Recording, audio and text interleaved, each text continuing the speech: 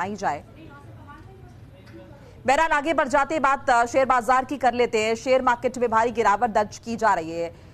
2.5 या फिर यूं कहीं कि 2500 पॉइंट नीचे गिरा है। निफ्टी में 800 पॉइंट की गिरावट जो है वो देखी जा रही है। शेयर बाजार से जुड़ी बड़ी खबर आपके साथ साझा कर रहे हैं।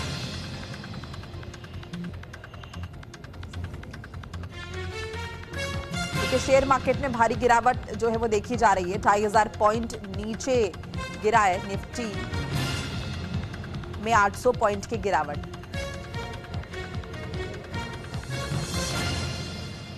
तो देखिए अमेरिकी टैरिफ पर असर के तौर पर इसे देख सकते हैं। शेयर बाजार में भारी गिरावट देखी जा रही है। जाहिर है खबर उन लोगों के लिए बहुत इंपॉर्टेंट है जो कि शेयर बाजार में दिलचस्पी रखते हैं या फिर उन्होंने इन्वेस्टमेंट्स अपने किए हुए हैं। तो देखिए सेंसेक्स 2632 अंक नीचे खुला है। ये इंफॉर्मेशन जो है वो मिल रही है। शेयर बाजार में भारी गिरावट दर्ज की जा रही है। लाल निशान के साथ शेयर बाजार की शुरुआत। सेंसेक्स 2632 अंक नीचे खुला है। निफ्टी में 800 पॉइंट की गिरावट जो है फिलहाल दर्ज की जा रही है। और इसी पर ज्यादा बातचीत के लिए हमारे साथ न्यूज रूम से मेरी सहयोगी दीपिका सिंह जुड़ चुकी हैं। दीपिका, क्या वजह आप देख पा रही हैं शेयर बाजार पर असर जो नजर आ रहा है, जो गिरावट हम देख रहे हैं? देखिए मोनिका, जब से टैरिफ का नाम लिया गया है तभी से ही जो गिरावट का दौर है वो लगातार चालू हो गया है। 4 अप्रैल का जिक्र करें तो तब भी आपने देखा होगा कि एक बड़ी गिरावट दर्ज की गई थी और ये गिरावट लगातार सामने आ रही है।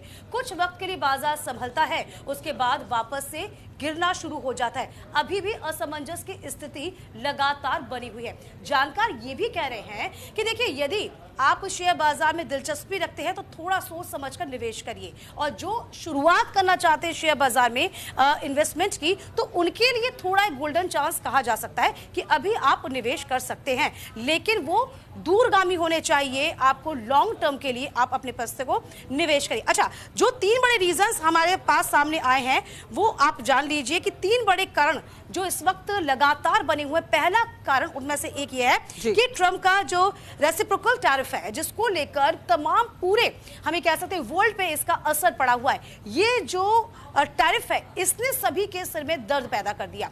आपको बता दें अमेरिका ने जो भारत पर 26% टैरिफ लगाने का ऐलान किया था, उसके अलावा भारत के अलावा चीन पर भी आपको याद होगा 34% लगाया गया था टैरिफ। यूरोपीय यूनियन 20% था, साउथ कोरिया पर भी 25% लगाया गया, जापान पर 24%, वियतनाम पर 46% और ताइवान पर 32% टैरिफ लगेगा।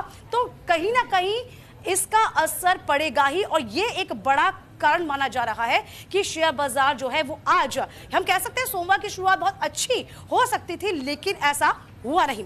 दूसरा बड़ा कारण क्या है कि चीन ने भी, अब आप समझिए कि ना सिर्फ अमेरिका ने बल्कि चीन ने भी, यदि हम बड़े बाजार के तौर पर चाइना को देखते हैं तो सबसे बड़ा, एशिया में सबसे बड़ा बाजार जो है वो चाइना है। तो चीन ने अमेरिका पर 34% का टैरिफ लगा दिया, यानी कि हमला यहां से भी है तो वहां से भी हो रहा है। तो जाहिर सी बात है चीन ने शुक्रवार को, यदि हम फ्राइडे का जिक्र करते हैं तो फ्राइडे में अमेरिका पर 34% का जवाबी टैरिफ लगाने का ऐलान कर दिया। नए टैरिफ 10 अप्रैल से लागू हो जाएगा।